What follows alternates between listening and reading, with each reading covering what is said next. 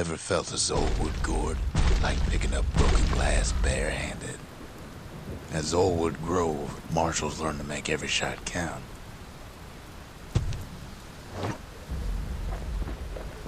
The trick was to pop all those nasty gourds without wasting ammo. Most marshals didn't get far on their first few tries.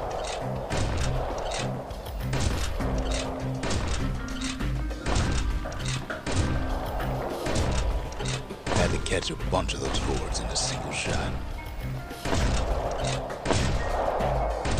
Funny thing about muskets is they work best up close.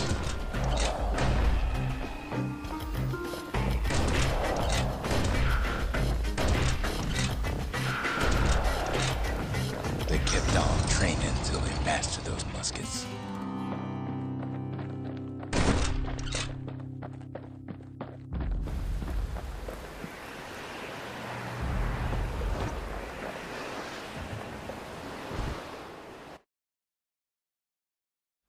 Kid takes a little personal time for just him and his favorite musket.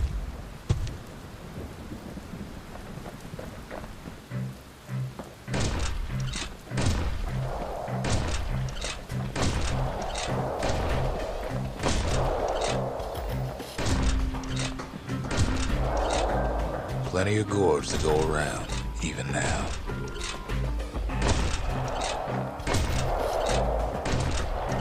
Marshals like to fine-tune their muskets to get better results.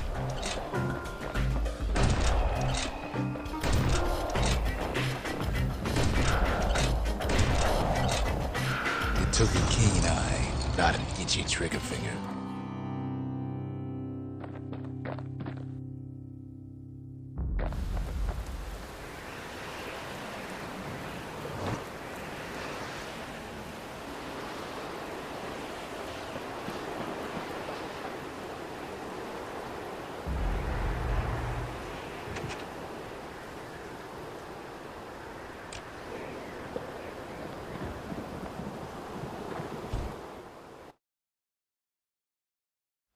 The orchard grew over so quick, the marshals made it worth clearing out.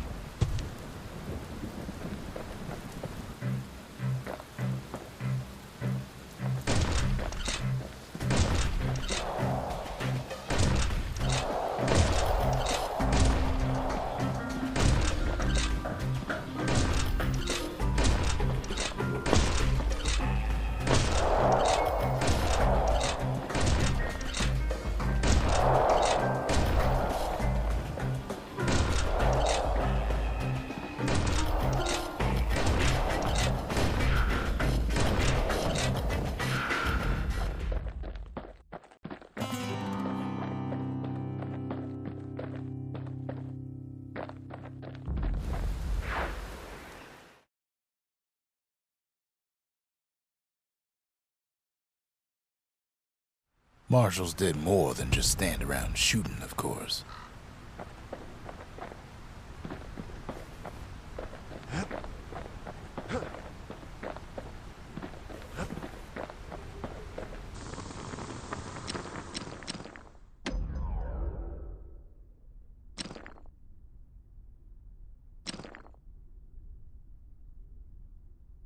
You want to tune a scrap musket, you start with the barrel.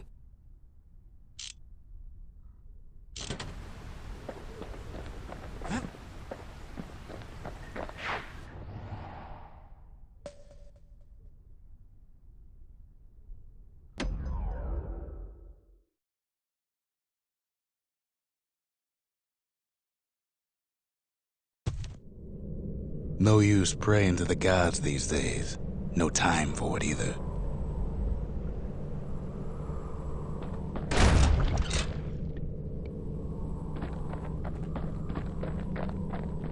Folks used to make pilgrimage here to pay their respects to Pith, the bull. Well, the gods are long gone now, and the orchard core is long gone too. Seems Pith ain't much of a watchdog.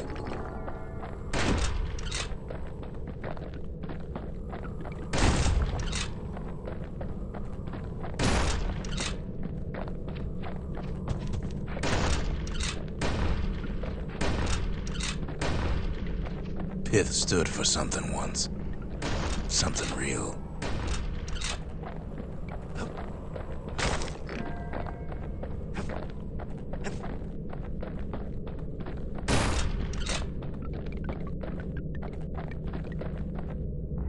The gods don't care about trinkets, but the kid ain't no god.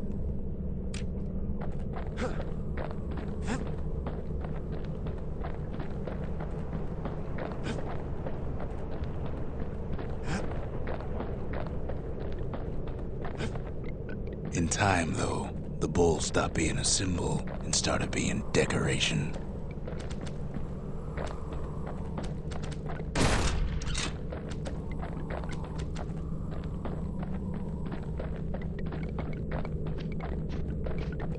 Pith makes a decent scarecrow, at least.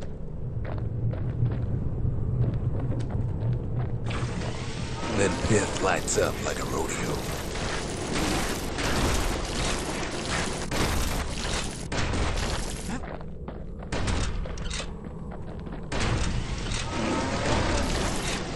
Ain't easy punching through his hide.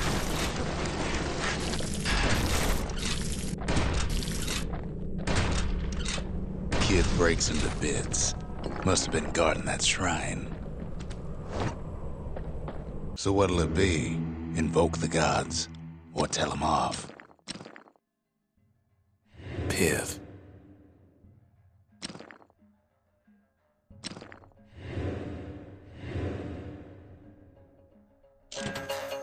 Kid decides to press his luck.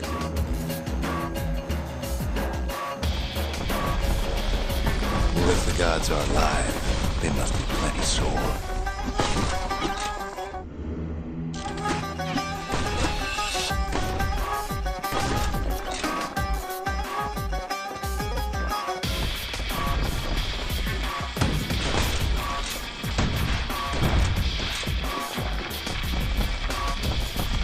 Kid ain't never seen windbags that quick. Maybe old Pith put a scare in him.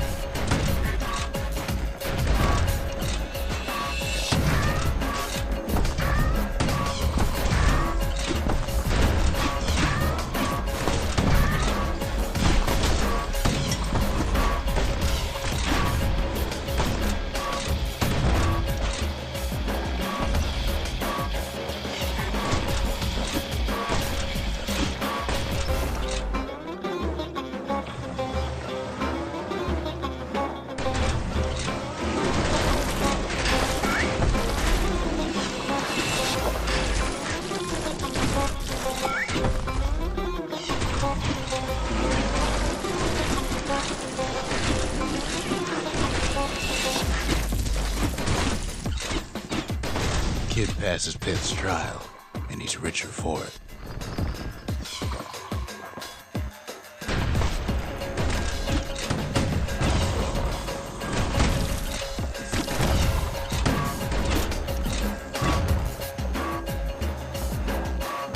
Kid ain't found a core, but at least he found Zolf's precious shrine.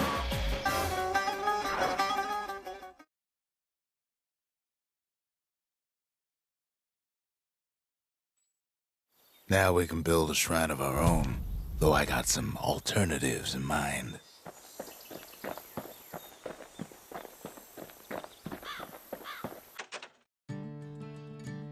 The Ura feared the gods. We turned them into toys, put their faces on our walls.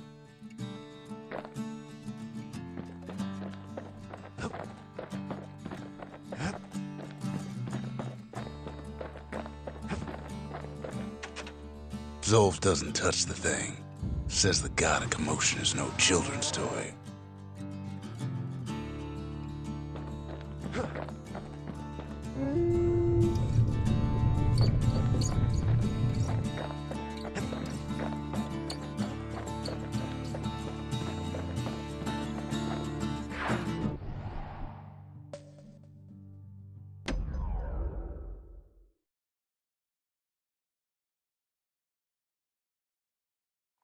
The city's unwanted things all met their end in the yard. Folks who fouled up would do their time here, smashing things to bits. The quicker they worked, the sooner they could go.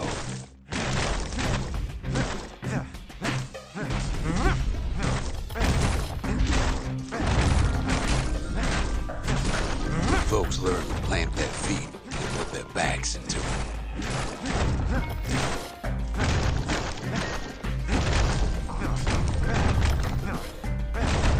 Others would plot a course to navigate that sea of junk.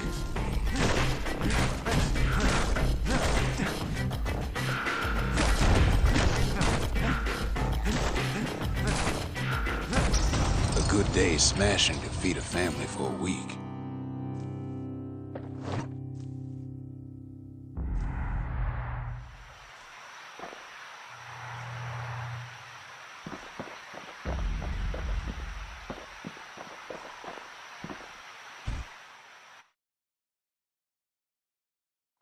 Kid pays another visit to the scrapyard for old time's sake.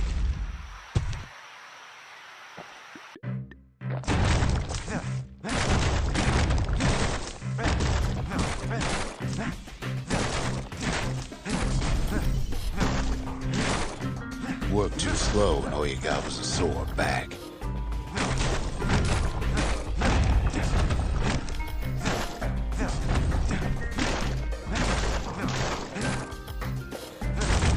Some folks invested their earnings to forge even better hammers.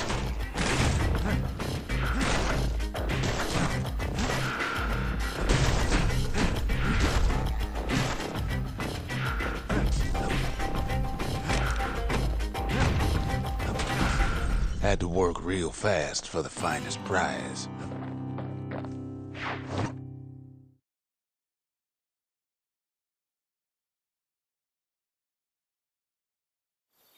Ever want to just smash things for a while? You know where to go.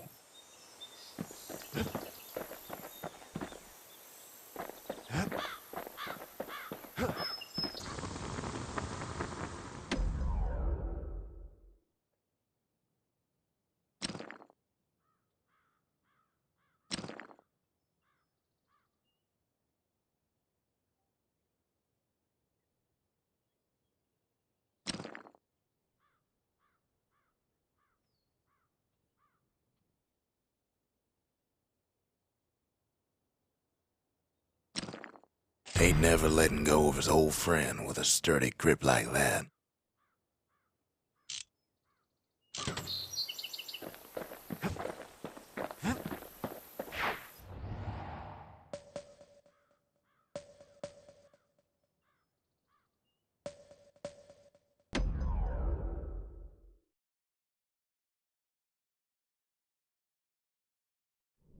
No place better than Trapper's Shingle for learning to tread light and shoot straight. Trappers had to tread real careful here, else take a nasty fall. They trained themselves by clearing out the targets, while not clearing out the floor.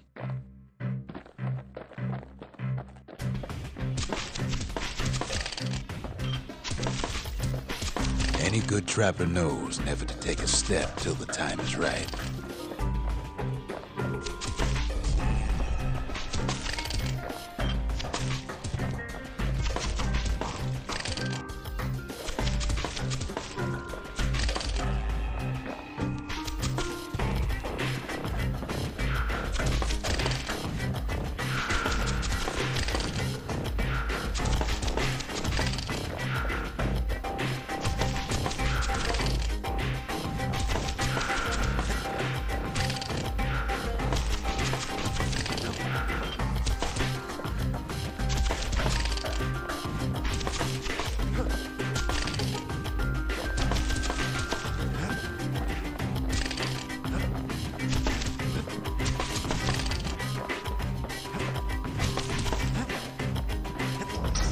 Expert trappers got something extra to give them an edge.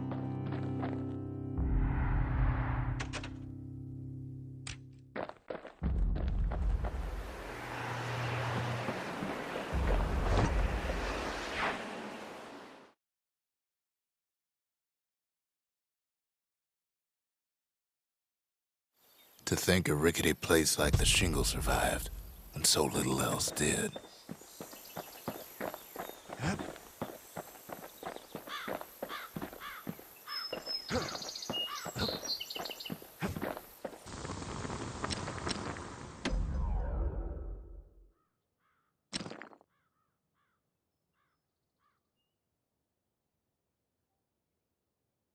Turns out those old bones still have some spark in them.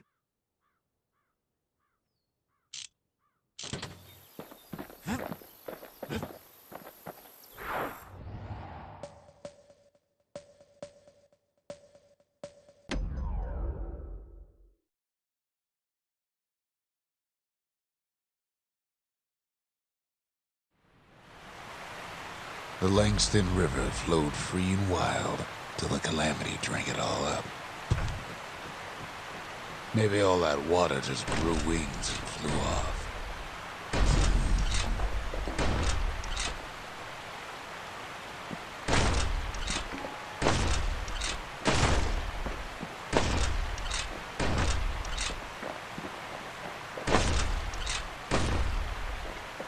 Riverbanks swarming with windbags.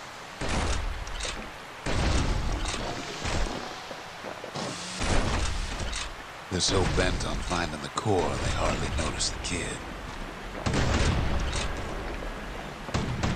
Lucky for him, a certain famous ferry barge is still afloat.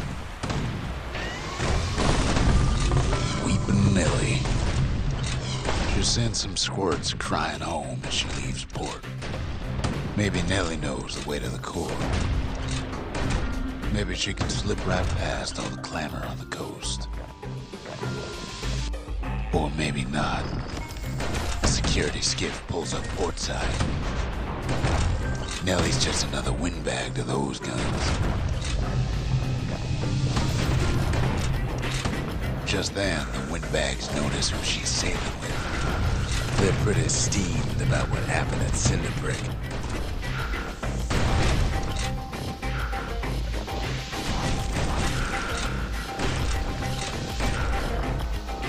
They try to cut her off.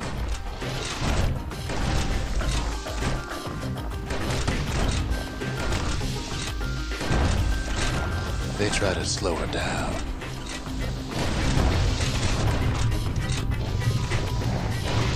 They try to knock her out.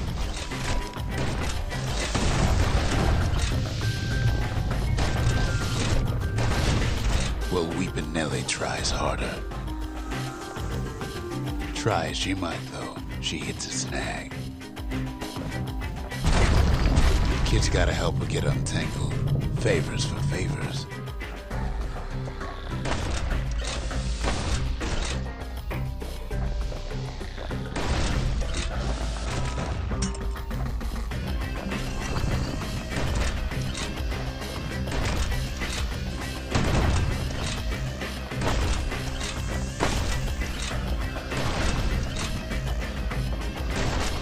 At least she picked a good spot for a break, 'cause the core's right there.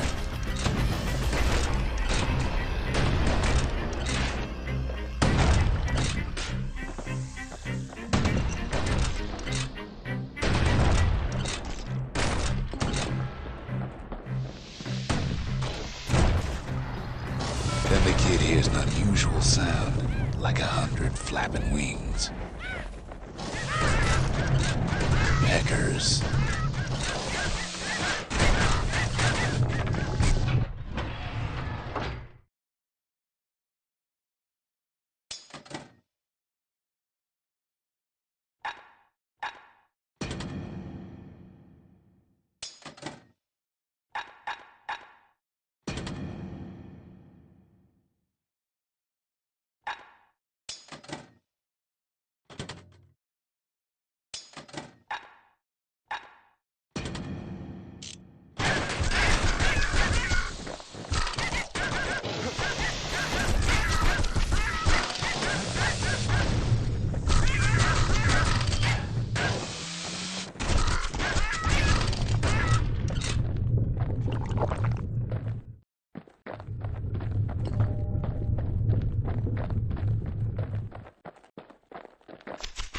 They had their own eyes on the core.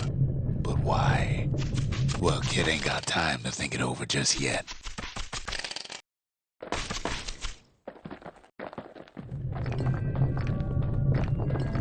He finds Weeping Nellie raring to go.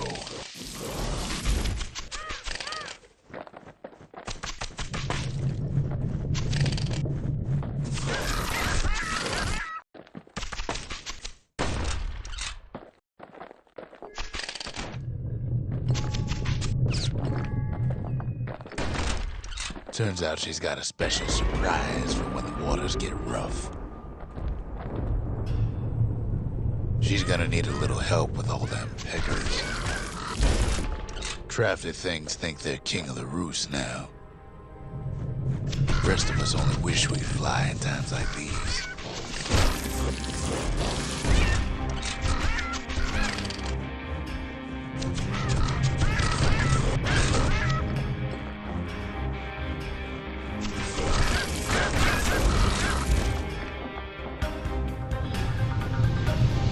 Security skiffs keep on coming, starboard side. Don't seem to care what they shoot, as long as they hit something.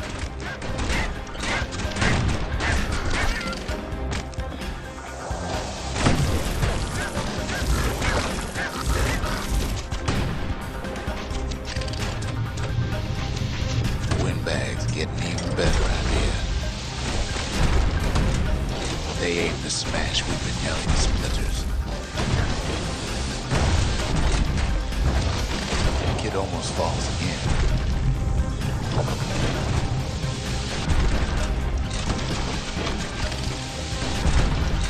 They don't know the kid's just trying to help. Maybe they don't care.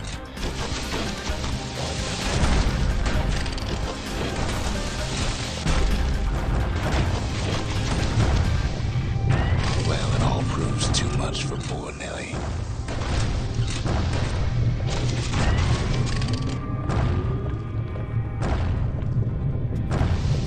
Just gotta make one last stop. With her last breath, Nellie gets the kid to solid ground. Solid ground in Pecker country. They want that core real bad. Seems the Calamity ain't hurt the Peckers' appetites.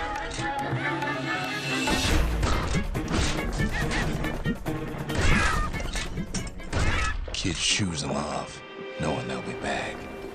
Know how many times kid nearly fell off the barge back there? 3 times.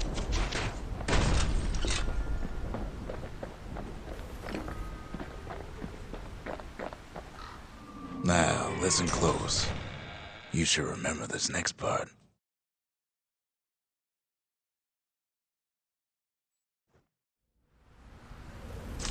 Why go to Prosper Bluff?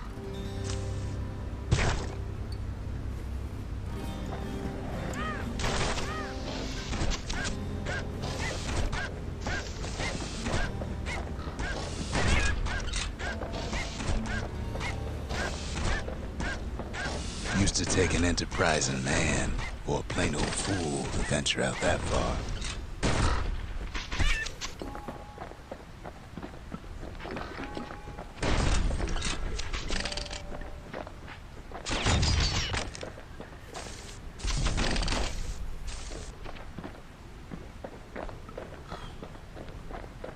The city was the most beautiful place in the world. We all knew that.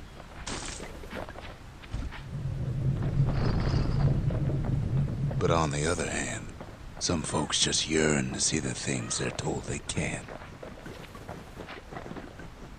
And that's why you go to Prosper Bluff, ain't it?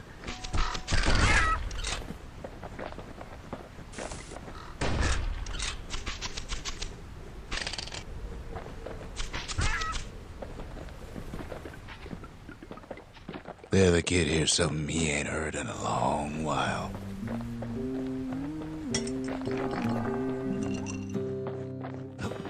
How's it go again?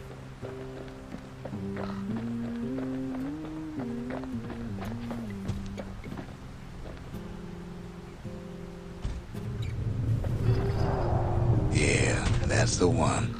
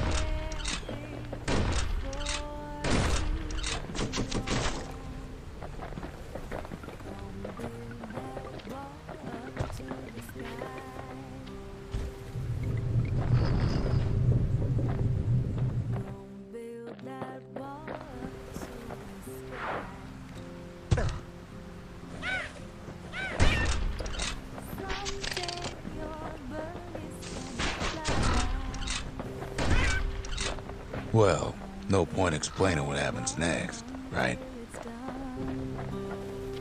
Suffice it to say, kid ain't coming home empty-handed.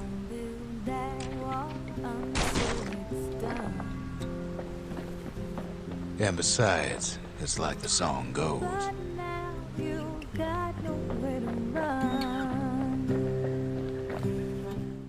They'll be here before too long.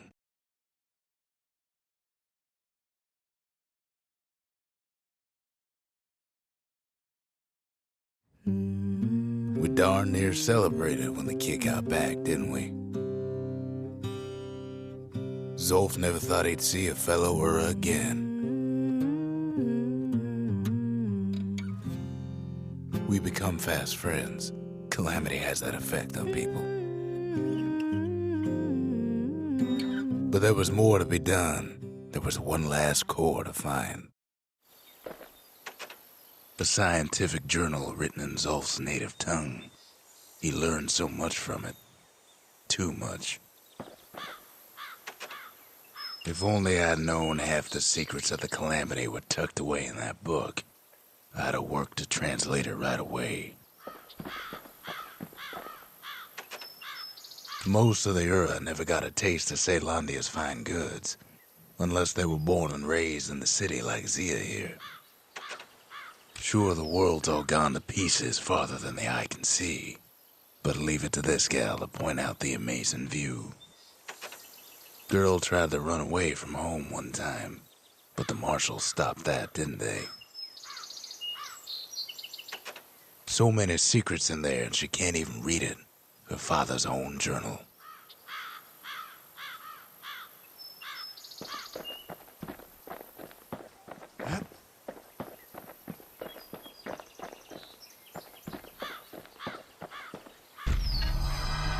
Kid's surprised when I tell him there's only one core left. I shouldn't have believed it either.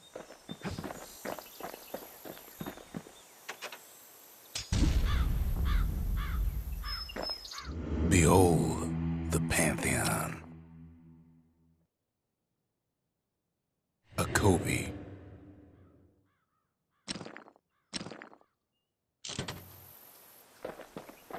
Can't be too careful these days.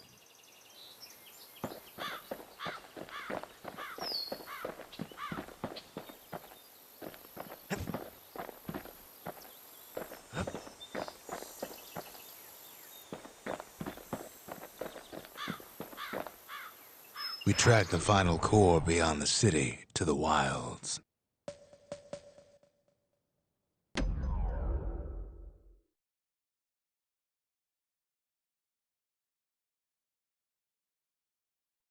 The accused always got a fair shake in Caelondia.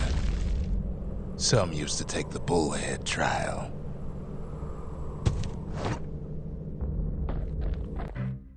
Survive the trial without taking a scratch, you'd walk away a free man.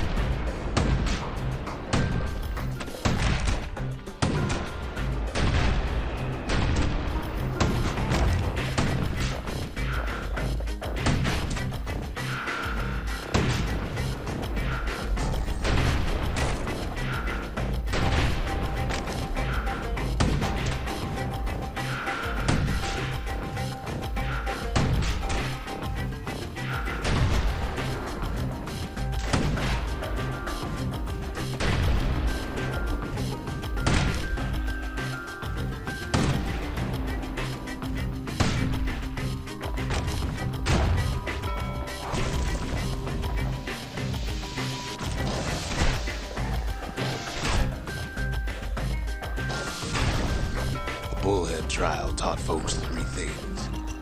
First, a good defense is a good offense.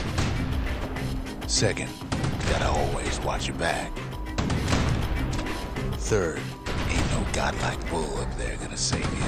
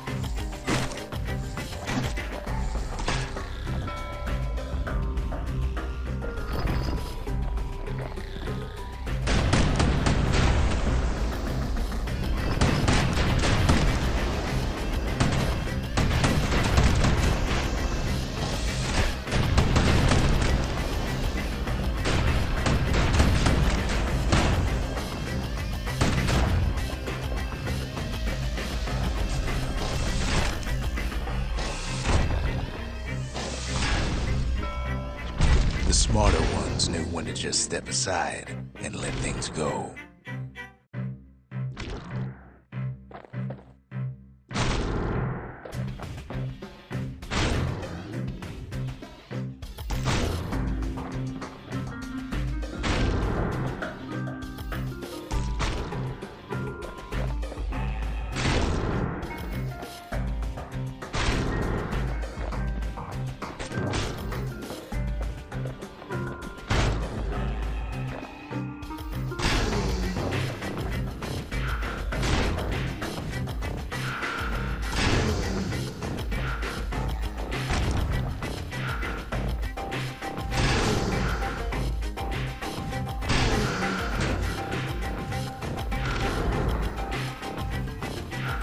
The kid pulls through in fine form.